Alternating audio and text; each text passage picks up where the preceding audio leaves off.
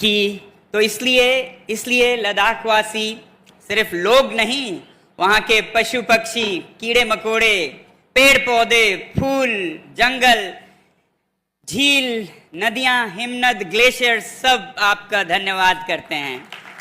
धन्यवाद, बहुत बहुत धन्यवाद। मैं पिछले महीनों से जाकर हर जगह धन्यवाद ज्ञापन कर रहा हूं और आज फिर आप लोगों का धन्यवाद करता हूं कि देश के जब एक सुदूर हिस्से में लोग समस्याओं का सामना कर रहे हैं तो आप हमारे लिए आवाज़ उठा रहे थे, हमारी आवाज़ में आवाज़ मिला रहे थे। और आज बहुत खुशी हुई यहाँ आप लोगों से फिर मिलकर गांधी जी के विचारों के बारे में जो सम्मेलन हो रहा है, क्योंकि लद्दाख की ये जो संघर्ष थी ये गांधी जी के पद चिन्हों पर चलकर हो रहा था। तो आजकल मैं जहाँ भी गांधी जी का नाम सुनता हूँ तो चल पड़ता हूँ। इसीलिए जब लगभग 1.5 महीने पहले मुझे इस समारोह के बारे में बताया गया तो मैंने कहा मैं ज़रूर आऊँगा। तो आज मैं यहाँ हूँ और आप सबके बीच बहुत बहुत खुशी महसूस हो रही है। यूँ मैं कोई गांधी विशेषज्ञ गांधीयन भी नहीं हूँ, मैं तो एक एक्सीडेंटल गांधीयन हूँ। क्योंकि लद्दाख के पहाड़ों में मुझे बहुत ज़्यादा ज्ञान नहीं था, बस साधारण पुस्तकों में हर बच्चे की तरह पढ़ता था। मगर जीवन में ऐसी घटनाएं घटी कि जिसमें जिस तरह के प्रतिक्रिया या कार्यवहन हमने किया वो खुद ही गांधी जी के कदमों से मिलते जुलते दिखने लगे। तो हालांकि मैं इंजीनियरिंग कर रहा था, मैकेनिकल इंजीनियरिंग, मेरा सामना शिक्षा की हालत से हुई, देश की और ख़ासकर हमारे प्रांत की, जहां शिक्षा की हालत बहुत खस्ता थी। वैसे पूरे देश में भी अच्छा नहीं है मगर वहाँ बहुत ही खराब थी। और वो भी मुझे ना पता चलता यदि ऐसी एक छोटी सी घटना ना घटती। मेरे कॉलेज के दिनों में जब मैं इंजीनियरिंग पढ़ रहा था तो मैं ज़रा ज़िद्दी रहा हूँ, थोड़ा सनकी भी रहा हूँ, शायद गांधी जी भी बड़े ज़िद्दी थे। तो इंजीनियरिंग करते करते मेरी इंजीनियरिंग करने की वजह थी कि मुझे सूर्य के प्रकाश, लाइट, ऑप्टिक्स, प्रकाश से बहुत प्रेम था, जिज्ञासा थी। तो पूछते पूछते मैंने मैकेनिकल इंजीनियरिंग को चुना था नेशनल इंस्टीट्यूट ऑफ टेक्नोलॉजी में। और फिर पहला साल तो बहुत शांति से गुजरा। मैं अपने पिताजी से छुपाता था कि मैं क्या पढ़ रहा हूँ, कहीं वो मेरे पढ़ाई पे हावी ना हो जाएं जैसे माता पिता होते हैं। मगर पहला साल जब इंजीनियरिंग का ख़त्म हुआ तो उन्होंने पूछ ही लिया क्या पढ़ रहे हो तुम इंजीनियरिंग में। तो मैंने कहा मैकेनिकल इंजीनियरिंग। तो वो बोले मैकेनिकल इंजीनियरिंग, इसका लद्दाख जैसे इलाके में कोई काम नहीं है, तुम्हें सिविल इंजीनियरिंग करनी है। सिविल इंजीनियरिंग, वो क्यों? तो बोले इसका स्कोप है, मैकेनिकल का कोई स्कोप नहीं है। मैंने कहा मैंने तो किसी स्कोप के लिए इंजीनियरिंग नहीं चुनी थी, मुझे तो प्रकाश से प्रेम है। तो बोले बचकानी बातें मत करो, सिविल इंजीनियरिंग चुनोगे। मैंने कहा नहीं मैकेनिकल। बोले नहीं सिविल, मैकेनिकल, सिविल। इसी पे बात बढ़ती गई और अंत में वो बोले अगर ये करोगे तो तुम अपने खर्चे पे करोगे, मुझसे कुछ उम्मीद नहीं करना। अब यूँ तो मेरे ख्याल से पीछे मुड़ के देखूं तो वो मुझे डरा रहे थे। और माता पिता मेरे ख्याल से आपके निश्चय का, दृढ़ निश्चय के सबसे अच्छे इम्तिहान होते हैं। अगर आपका निश्चय दृढ़ है तो फिर आपकी चलती है, वो बाद में मान जाते हैं और खुश भी होते हैं। और अगर आपका निश्चय दृढ़ नहीं है तो बेहतर है उनका ही चले। ये तो मुझे बाद में पता चला, मगर उन्होंने शायद सोचा था कि ऐसा कहूँगा तो ये चुपके से सिविल इंजीनियरिंग करेगा। मगर ये बात चल रही थी तो मेरे अंदर से कोई आवाज़ आई और मैं उठ खड़ा हुआ और बोला उनको हैरान करते हुए, फिर धन्यवाद, मैं मैकेनिकल इंजीनियरिंग ही करूँगा, और बाहर निकल पड़ा घर से। जी ये तो आसान था, मगर बाहर सीढ़ियों पर बैठकर सोचने लगा अब क्या, 3 साल की इंजीनियरिंग बची है और ये कोई सस्ता नहीं होता, तो कैसे करूँगा। तब सोचने लगा मैं क्या कर सकता हूँ कि मैं अपना खर्चा भी उठाऊँ पढ़ाई का, मगर मैं करूँगा वही जो मैं करने निकला हूँ। तो मैं कुछ काम खास तो कर नहीं सकता था, दुर्बल था, ईंट पत्थर तो नहीं ढो सकता, मगर मेरी रुचि विज्ञान और गणित में थी, तो मैंने सोचा मैं बच्चों को जाके पढ़ाऊँगा लद्दाख में। तो मैं चल पड़ा शिक्षकों से अनुमति लेकर छुट्टियों में जब हमारे सारे बच्चे इंडस्ट्रियल टूर पर, औद्योगिक पर्यटन पर जाते थे, तो मैं अनुमति लेकर लद्दाख चल पड़ा, वहाँ बच्चों को पढ़ाने लगा। और उस समय के जो कोचिंग ट्यूशन के बहुत बुरे क्या कहें प्रणाली चल रही थी शहर में, उसको तोड़ते हुए बहुत कम पैसे में बच्चों को पढ़ाने लगा और बहुत ही सृजनात्मक क्रिएटिव तरीकों से पढ़ाने लगा। और बच्चे देखते ही देखते इतने आए कि मैं 1-1.5 महीने में लखपति बन गया। आज के हिसाब से देखें तो 18 वर्ष की उम्र में 3-4 लाख मैंने कमा लिए थे 1.5 महीने में। इससे मेरे दिल में पैसे के लिए जो पागलपन होता है वही खत्म हो गया, क्योंकि पैसा तो जब चाहिए कमा लो, 1.5 महीने में 3 साल का खर्चा आ जाएगा, तो कुछ करना चाहिए। और करना मेरे सामने ही था। बच्चे जिनको मैं पढ़ा रहा था वो बहुत होनहार थे, बहुत जिज्ञासु थे, मेहनती थे, मगर जब परीक्षाएं आती थी तो सब फेल हो जाते थे, हो जाया करते थे। तब 95% फेल हो जाते थे 10वीं के कक्षा में। वो इसलिए नहीं कि बच्चे बुरे थे या उनका दिमाग कमज़ोर था, मगर शिक्षा प्रणाली फेल हो जाती थी। लद्दाख के बच्चों को उर्दू में सिखाया जाता था, ना कि मातृभाषा में। और फिर उदाहरण जो पुस्तकों में मिलते थे वो A for Apple, B for ball होता है, मगर पहाड़ों में 14,000 फुट पर E फॉर एलिफेंट किसे समझ आए। और फिर F फॉर फैन, पहले से बच्चे ठिठुर रहे हैं -20 में, और फिर F फॉर फैन बता रहे हैं master ji, F for fan, इससे F आसान हो जाए। तो बच्चे पूछते हैं ये F फॉर फैन होता क्या है मास्टर जी। तो मास्टर जी भी सिर खुजलाते हैं, बोलते हैं बेटा ऐसा सुना है, देखा तो मैंने भी नहीं, ये आपको शीतल रखता है। और बच्चों की आंखें फट जाती थी, शीतल, इससे ज्यादा किसको जरूरत है और शीतल होने की। तो ऐसे प्रणाली में बच्चे फेल होते थे। ये हैरानी की बात नहीं थी, मैं तो बाद में हैरान होने लगा कि वो 5% कैसे पास होते थे। तो जो भी हो, उनको सिखाते सिखाते शिक्षा से मेरा जुड़ाव हो गया और अब मैं सोचने लगा कि शिक्षा में सुधार लाने की ज़रूरत है और शिक्षा में सुधार लाने के बारे में योजनाएं बनाने लगा। इंजीनियरिंग तो चलता रहा, मेरा पहला प्रेम था, मगर शिक्षा और ज़्यादा अर्जेंट था, जलता हुआ आग था मेरे लिए सामने बच्चों की हालत देखकर। तो जब इंजीनियरिंग ख़त्म करके मेरे दोस्त कैलिफोर्निया में सिलिकॉन वैली जा रहे थे, मैं वापस लद्दाख गया शिक्षा में सुधार लाने के लिए। और फिर देखने लगा कि शिक्षा का कुछ मतलब ही नहीं है, हर चीज़ को जप रहे हैं, रट रहे हैं, समझ कुछ भी नहीं रहे हैं, सब कुछ कागजी है, कागजी ज्ञान, कागजी इम्तिहान, कागजी डिग्री, सब कुछ कागजी, सच में कुछ भी नहीं है। तो फिर हमने एक नया विद्यालय खोलने की सोची, जहाँ पर हर चीज़ करके सीखें और बच्चे जब सबक या लेसन्स भूल जाएं तो उन्हें ना डांटें, बल्कि जो लेसन्स हैं उनको अनफॉरगेटेबल बनाएं, rather than scolding them for forgetting their lessons. तो लेसन्स को कैसे अनफॉरगेटेबल बनाया जाए, कैसे वो अभ्यास अनुभव के स्तर पर सीखें, सिर्फ दिमागी नहीं हो, हाथों से सीखें, उंगलियों से सीखें, दिमाग और दस्त, सिर्फ हेड अकेला नहीं हो, हैंड्स भी हो, हाथों से भी सीखें। फिर आगे चलकर हमने बहुत अच्छी सफलताएं देखी बच्चों में, मगर सोचने लगे कि इस तरह से हेड तो ठीक है, कोई मतलब नहीं रहता, हेड से आप कितना बदलोगे, बल्कि हेड से आपको अहंकार आता है।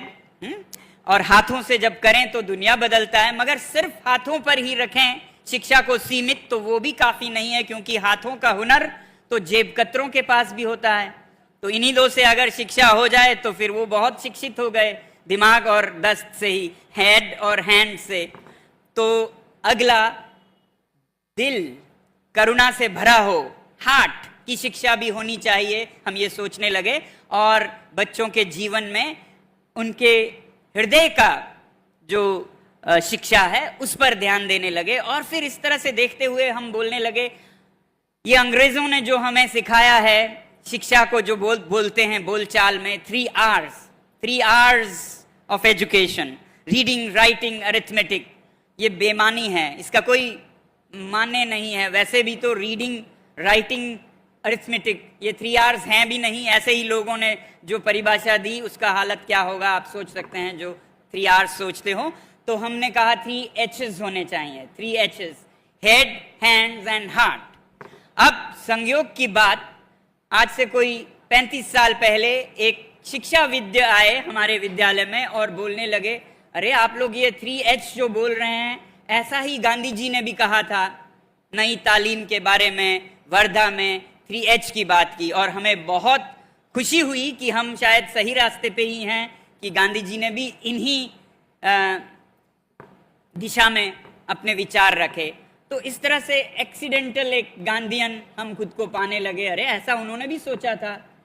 वैसे ही जब आगे चलकर शिक्षा को उसकी माने, उसकी अर्थ क्या जीवन में है और पृथ्वी पर है वो देखने लगे, तो उसमें हम बहुत कमी पाने लगे। शिक्षा केवल एक आर्थिक अभ्यास सा दिखने लगा, सिर्फ जीविका के लिए, लाइवलीहुड, इकोनॉमिक्स, कॉमर्स के लिए, सिर्फ पैसे कमाने के लिए। और इस पैसे कमाने की शिक्षा में जो पर्यावरण है उसका विनाश हो रहा है। तो इकोनॉमिक प्रॉस्पेरिटी के लिए आप शिक्षा ले रहे हैं, मगर इकोलॉजिकल हार्मनी जो है, पर्यावरण का जो संतुलन है, वो बिगड़ता जा रहा है। तो ये शिक्षा भले ही कभी काम आया हो जब लोगों के पास खाने के लिए रोटी नहीं थी, पहनने के लिए कपड़े नहीं थे, मकान नहीं थे, मगर आज लोग खाना ज्यादा खाकर मर रहे हैं, भूख से भी ज्यादा। आज दुनिया में लोग ओबेसिटी और एक्सेसिव फूड से मर रहे हैं। आज जो हम जीवन शैली जी रहे हैं उसके कारण पृथ्वी का विनाश हो रहा है। तो इस शिक्षा में भी बदलाव आनी चाहिए, पर्यावरण मुखी होनी चाहिए। तो देखा गांधी जी ने भी इन्हीं बातों पर जोर दिया जब उन्होंने कहा कि there is enough in the world for everyone's need but not enough for everyone's greed, कि दुनिया में सबकी जरूरतें पूरे करने के लिए हैं मगर सबके लालच पूरा करने के लिए काफी नहीं है। या जब उन्होंने कहा, जब उनसे पूछा गया कि क्या अब आप आजाद भारत को ब्रिटानिया जैसा बनाना चाहते हैं, अब तो आप आजाद हैं, तो वो बोले ब्रिटानिया को ब्रिटानिया बनने में पूरी पृथ्वी की जो संसाधन है वो शोषण करना पड़ा। अगर भारत जैसा देश यूनाइटेड किंगडम जैसा बनना चाहे तो 5 पृथ्वियों की आवश्यकता होगी। कहाँ से लाएंगे हम 5 पृथ्वियां? तो ये भी बिल्कुल वही था। पर्यावरण के बारे में दुनिया से दशकों बल्कि शतक पहले वो पर्यावरण का सोच रहे थे। या फिर जब उन्होंने कहा live simply so that others में सिंपली लिव, सादगी भरा जीवन जिएं, ये बहुत ही अग्रगामी विचार हैं, प्रोग्रेसिव हैं। आज दुनिया में आप देखेंगे पर्यावरण पर बहुत लोग बातें करते हैं। अमेरिका से लेके यूरोप से जो बुद्धिजीवी माने जाते हैं वो सब लगे हुए हैं पर्यावरण के लिए कोई समाधान निकालें जो विनाश हो रहा है। मगर आप देखेंगे कि सभी सप्लाई साइड पर ध्यान दे रहे हैं। सप्लाई साइड, सप्लाई यानी कि बिजली चाहिए, बिजली चाहिए तो बिजली हम हवा से लेंगे, हम कोयले से नहीं लेंगे, अच्छी बात है। सूरज से लेंगे, सोलर एनर्जी लेंगे, ये समाधान है, कोयले से नहीं, डीजल से नहीं, अच्छी बात है। मगर कोई ये नहीं कह रहा है कि हम बिजली आधा करेंगे, 1/10वां प्रयोग करेंगे। 9 जाया हो रहे हैं, असल में 1 दहाई हम प्रयोग कर रहे हैं, बाकी सब व्यर्थ गवा रहे हैं। सप्लाई साइड नहीं, डिमांड साइड को भी कम करना है, ये बहुत कम लोग कह रहे हैं। और यही भारत की विशेषता है। जैसे गांधी जी ने कहा, वैसे ही 2500 साल पहले गौतम बुद्ध ने यही कहा कि मानव के लिए बड़ी उपलब्धि ये नहीं कि वो 1000 इच्छाएं पूरी करें, बल्कि ये है कि एक इच्छा को वो भस्म करे, खत्म करे, कम करे।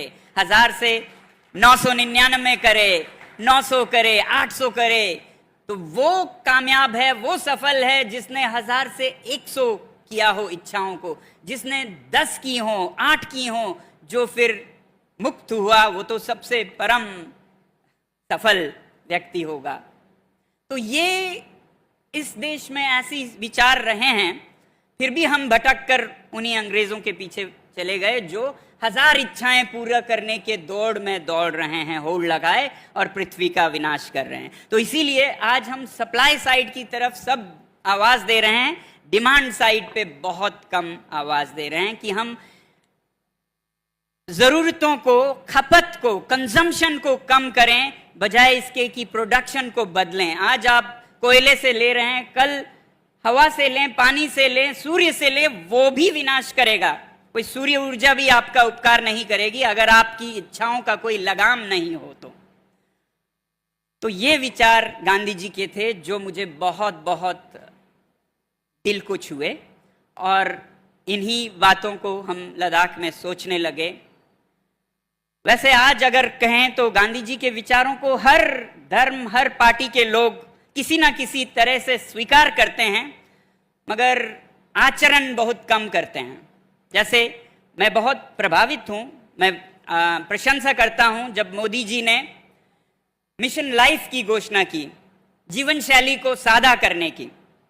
ये डिमांड साइड कम करने की बात है जो गांधी जी ने कहा है, मिशन लाइफ अच्छी बात है, मगर दुख सिर्फ केवल इस बात पे होता है कि इस पर घोषणा के बाद आचरण बहुत कम हुआ है। सच पूछें तो ये दुनिया को एक रास्ता दिखा सकती है कि हम सादा जीवन अपनाएं, भारत से एक संदेश जा सकता है, मगर फिर भारत में तो पहले इस पर आचरण हो ना। तो इसलिए विचार बहुत अच्छे लगे कि अलग अलग पार्टियों ने ली है, मगर उसका कार्यवाहन, उसका इम्प्लीमेंटेशन देखना बाकी है। वैसे ही मुझे बहुत अच्छा लगता है कि गांधी जी को किस तरह देखते हैं, मगर जैसे स्वच्छ भारत में गांधी जी की तस्वीर दिखती है, मुझे बहुत अच्छा लगता है। तो हर पार्टी को इनके विचारों से सीख लेने की ज़रूरत है, और जो ले रहे हैं उनकी प्रशंसा करता हूँ। ऐसा नहीं है कि ये पार्टी विरोध में है और ये पार्टी बहुत समर्थन में है। हर पार्टी में मैं क्या कहेंगे, दोगलापन देखता हूँ। जैसे भारतीय जनता पार्टी ने स्वच्छ भारत में गांधी जी के विचारों को लिया, तो दूसरी तरफ कांग्रेस पार्टी ने भी कोई खास गांधी जी के विचारों को अपनाया, ऐसा मुझे नहीं दिखता। मुझे दुख होता है कि जब आज़ाद हुए तो गांधी जी के विचारों पर भारत को आगे बढ़ाते, वो नहीं बढ़ाया गया। बेहतर होता कि ग्राम स्वराज हम आज़ादी के बाद ही करते। 45 साल लगे पंचायत बनने में, जो 73rd अमेंडमेंट है। तो हर पार्टी ने कुछ कोशिशें की और कुछ हम निकम्मे साबित हुए। इसलिए ये सिद्धांत जो गांधी जी ने दी, उन पर कम से कम भारत में सही मानों में आचरण करने की जरूरत है। तभी शायद हम आज के दुनिया में ऐसे विचारों के साथ ही विश्व गुरु बन सकते हैं। मैं बहुत बार कहता हूं कि विश्व गुरु अगर हम भारत बने तो इनके विचारों को अगर दुनिया में जो आज विनाश हो रहा है उसके संदर्भ में रखें और उस पर भारत चल के दिखाए, तो वो विश्व गुरु बन सकता है। वैसे ही जो भारत के दूर दराज के जनजातियां हैं जो बहुत सादगी भरा जीवन जीते हैं, चाहे वो लद्दाख के पहाड़ों में हो या मध्य प्रदेश महाराष्ट्र के जंगलों में हो, वो दुनिया को सीखने की जरूरत है कैसे सादा जीवन जिया जाए। तो केवल नाम मात्र में नहीं, काम में गांधी जी के विचारों को उतारने की जरूरत है। और ये हर एक पॉलिटिकल पार्टी को जरूरत है, किसी एक या दो की बात नहीं है। किया है तो कईयों ने किया है, नहीं किया है तो सबने नहीं किया है। तो ये मैं सोचता हूं कि भारत एक प्रेरणा का स्रोत बन सकता है। आज के, खासकर आज के 100 साल पहले शायद ऐसे हालात नहीं थे कि लोग समझ सकते कि क्या ये संसाधनों का, रिसोर्सेस का खेल है जिससे कि पृथ्वी का ऐसा विनाश होगा।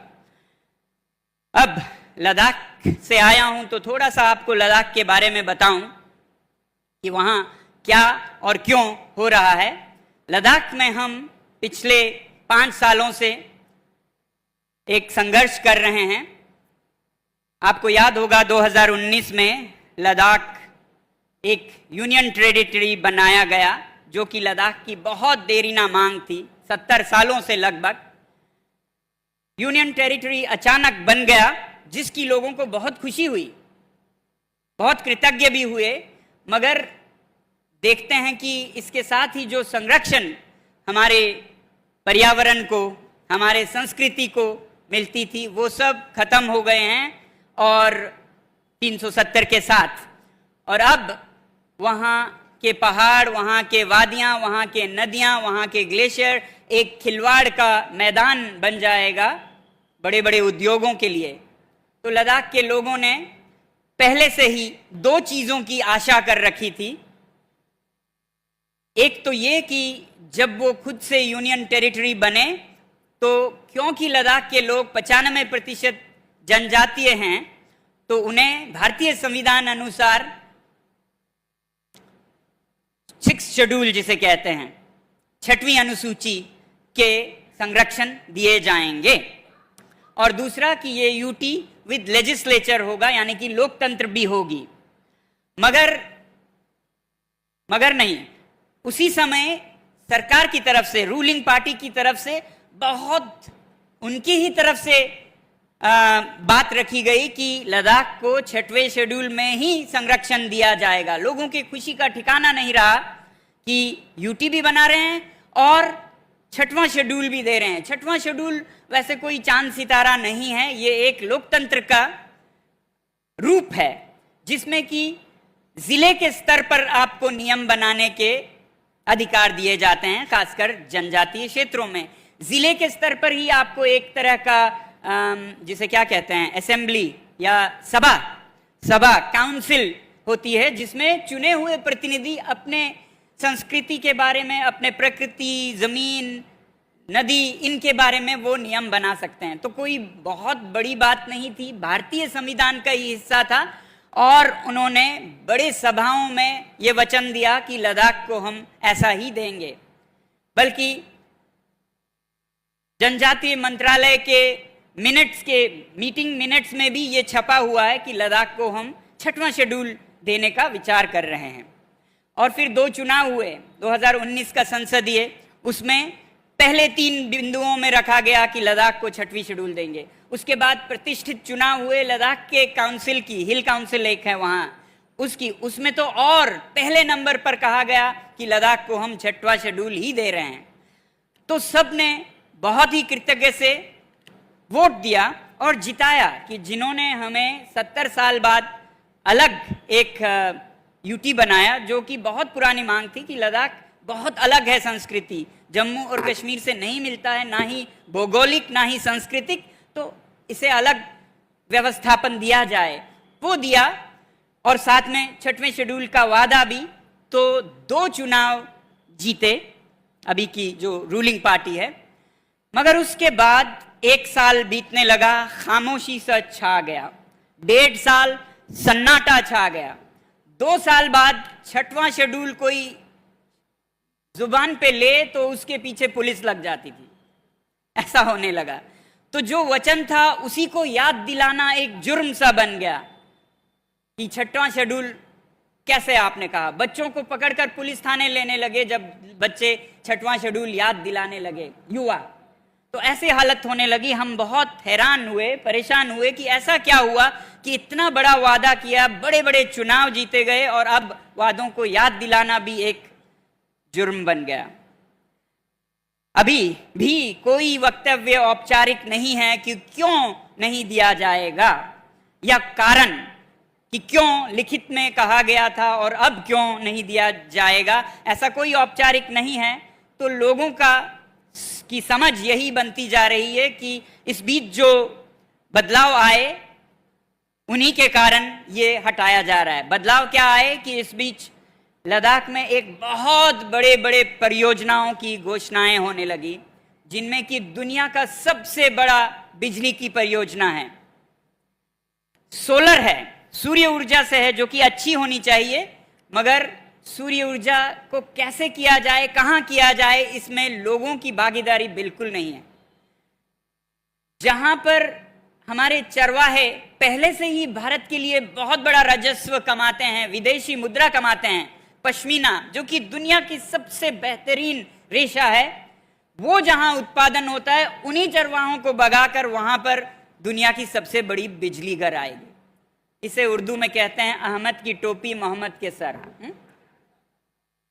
क्या फायदा हुआ आप इसको, या लद्दाखी में ये भी कहते हैं मछली को मार के कुत्ते की जान बचाना।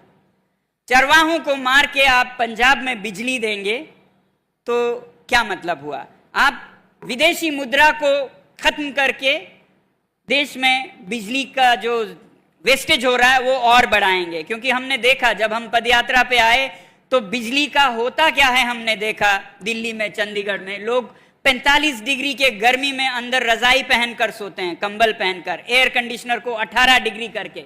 तब बहुत दुख हुआ कि हमारी बिजली जो कि हमारे लोगों के जीवन को खतरे में डाल के तहस नहस करके जो बिजली बनेगी, वो अगर किसी अस्पताल में काम आती, समझ आता, लोग इस तरह से व्यर्थ करेंगे तो ऐसा तो नहीं होना चाहिए। तो वो बिजली कितना बने, कहाँ बने, कैसे बने, स्थानीय लोगों की तो कुछ सहभागिता हो। तो यही 6वां शेड्यूल देता है अधिकार कि आपसे पूछ कर होगी। और लद्दाख के लोग कभी सूर्य ऊर्जा के परियोजनाओं को ना नहीं कहते, वो देश के लिए जान देने के लिए तैयार रहे हैं हमेशा। तो क्या बिजली नहीं देंगे? देंगे, मगर उनसे भी पूछ के लीजिए कि यहाँ कोई नहीं चराता है, यहाँ से लीजिए, यहाँ ना लीजिए, ऐसा कुछ नहीं, यहीं से लेंगे और लेके रहेंगे। इस तरह से जबरदस्ती अगर करेंगे तो लोग फिर संघर्ष के लिए बाहर निकलेंगे ही। तो ऐसी परियोजनाएं जो कि दुनिया की जो अभी तक सबसे बड़ी है उससे 3 गुना बड़ी होगी, 13,000 मेगावाट की, 150 वर्ग किलोमीटर का। तो ऐसे बहुत परियोजनाओं का लाइन लगा है। तो हमें अब समझ आता है कि ऐसे बड़े बड़े कॉरपोरेट्स को बिना पूछे जमीनें देने के लिए लद्दाख के लोगों को ऐसे छोड़ दिया जा रहा है, वचन देने के बाद भी। और ये बहुत बड़ी मूर्खता भी दिखती है, क्योंकि लद्दाख के लोगों ने बिना वर्दी के हर युद्ध में भाग लिया है। आप सोचिए, हर युद्ध में, चाहे वो 48 के हो, 62 के हो, 65 के हो, 71 के हो, 99 के हो और 2020 के हो, लोगों के बिना हमारे सैनिक ऐसे होंगे जैसे एक हाथ से तलवार चला रहे हैं, एक हाथ बांधकर। तो लोगों का एक हाथ, सेना का एक हाथ रहा है। अब उन लोगों को नाराज करके कुछ कंपनियों को खुश करना ये देश हित में है क्या? इससे कौन खुश होगा?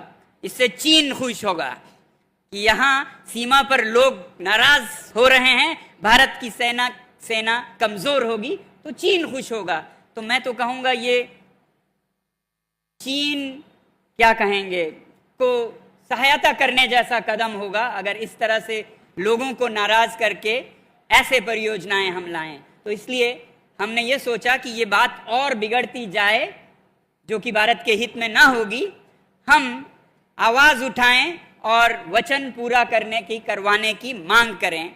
इसलिए फिर हमने वही चुना जो कि गांधी जी का पद था कि हम किसी को ना बुरा भला कहना चाहते थे, ना कुछ बुरा भला करना चाहते थे। हम खुद पे पीड़ा उठाकर उनसे एहसास करवाना चाहते थे कि उन्होंने कुछ गलती की है। तो इसलिए हमने कहा हम अनशन पे जाएंगे, खुद को पीड़ा देंगे, आपको नहीं देंगे, मगर आपका ध्यान जरूर खींचेंगे अपनी समस्याओं के लिए। तो इसलिए आपने सुना होगा पहले 1 हफ्ते के अनशन की सांकेतिक, फिर 2 हफ्ते की, फिर 3 हफ्ते की करते आए हैं। और 21 दिन जो हमने किया वो भी गांधी जी से प्रेरित था, क्योंकि हमने देखा कि गांधी जी की जो सबसे लंबी अनशन थी वो 21 ही दिन की थी। तो हमने उन्हीं के पद चिन्हों पर चलते हुए 21 दिन की अनशन की, जिसके बाद सरकार ने कुछ सुनना शुरू किया। मगर क्योंकि बहुत देरी, बहुत आहिस्ता सब कुछ चल रहा था, तो हमने फिर एक पद यात्रा भी की, जो फिर गांधी जी के पद चिन्हों पर है। लेह से लेकर दिल्ली तक हम 1 महीने तक लगभग 1000 किलोमीटर चलते हुए दिल्ली में अपनी फरियाद, अपनी व्यथा सुनाने आए। कोई 150 लोग, जिसमें से 5-6 लोग तो 80 से ऊपर के थे, 80 वर्ष से ऊपर के थे, और लगभग 20 लोग भूतपूर्व सैनिक थे। आप समझ सकते हैं कितने देशभक्ति के साथ वो लड़े हैं। उसी देशभक्ति के साथ सरकार को याद दिला रहे हैं कि ये जो आप कर रहे हैं वो गलत कर रहे हैं, इससे देश का हित नहीं होगा, इससे सीमा सबल नहीं दुर्बल होगी। तो ये याद दिलाने हम दिल्ली तक आए, ठीक उसी तरह जिस तरह से गांधी जी ने खुद पर पीड़ा लेकर सरकार को, तब के ब्रिटिश सरकार को समझाने की कोशिश की। तो इसी तरह से हम आगे भी आवाज उठाते रहेंगे। जैसा मैं कह रहा था, संयोग हो या जो भी हो, ये दिखता रहा हमें कि जो हम सोचते हैं करते हैं वैसा ही कुछ गांधी जी भी करते थे। अब बचा है तो मैं ये कहूँगा कि जिस तरह से उनका जीवन अंत हुआ कुछ करते हुए, वैसे ही शायद हमारा भी अंत हो। हम ये चाहेंगे कि जितना हो सके संघर्ष करेंगे और डरेंगे नहीं। इस पर्यावरण के मुद्दे को सिर्फ लद्दाख का नहीं, पूरे हिमालय की बात है ये, हम आगे बढ़ाएंगे। और हमारा डर ये नहीं है, हालांकि बहुत लोगों ने हमें कहा है कि आप खबरदार रहिएगा, सचेत रहिएगा, कोई आपके जीवन पर भी वार कर सकता है। तो मेरा डर ये नहीं है कि जीवन पर कोई वार करेगा। मैं आपको बताऊं, मेरा सबसे बड़ा डर तो ये है कि मैं कहीं बिस्तर में न मर जाऊं, बीमार वृद्ध होकर बिस्तर में मरूं, ये मेरा डर है। काम में मरूं, किसी मिशन पे मरूं, ये सब के लिए सबसे बड़ा सौभाग्य होना चाहिए। क्यों इस देश में आज सब डरे डरे दिख रहे हैं? हर लोग डरे डरे दिखते हैं, हर नेता प्रतिनिधि सब डरे डरे दिखते हैं। और सबसे बड़ी बात तो संचार माध्यम जो मीडिया है वो भी डरे डरे दिखते हैं। ऐसे डर डर के जीना, उससे तो बेहतर है मरें तो शायद पुनर्जन्म लेके ये भय खत्म होके दोबारा जन्म लेंगे। तो इसलिए बहुत जरूरी है, ये सरकारों के लिए भी लोग निडरता से बोलें, वो उनके लिए बहुत जरूरी है। जब लोग निडरता से बोलेंगे तो वो सही रास्ते पे रहेंगे। जब लोग डर कर गलत को भी सही कहेंगे तो वो और गलत करते जाएंगे, उनका पतन होगा। तो ये हमारा कर्तव्य है कि हम सही को सही बोलें, गलत को गलत बोलें। और मैं किसी पार्टी, दल, किसी की परवाह नहीं करता हूं। अगर अच्छा काम करते हैं रूलिंग पार्टी तो मैं उन्हें भी अच्छा कहता हूं, अगर गलत करते हैं तो डंके की चोट पे गलत करते हैं कहता हूं। और वैसा ही हर पार्टी के लिए भी हम किसी के न विरोधी बने, न अंध भक्त अंध विरोधी, इन दोनों में न पड़े। इससे देश का पतन होगा। राष्ट्र निर्माण तब होगा जब कोई किसी का भक्त नहीं, कोई किसी का विरोधी नहीं, जब गलत तब गलत, जब सही तब सही। तो यही मैं उम्मीद करूंगा। अंत में यही कहूंगा, उर्दू में पंक्तियां हैं, फलक आसमान को कहते हैं, फलक को जिद है जहां बिजलियां गिराने की, हमें भी जिद है वही आशियां बनाने की।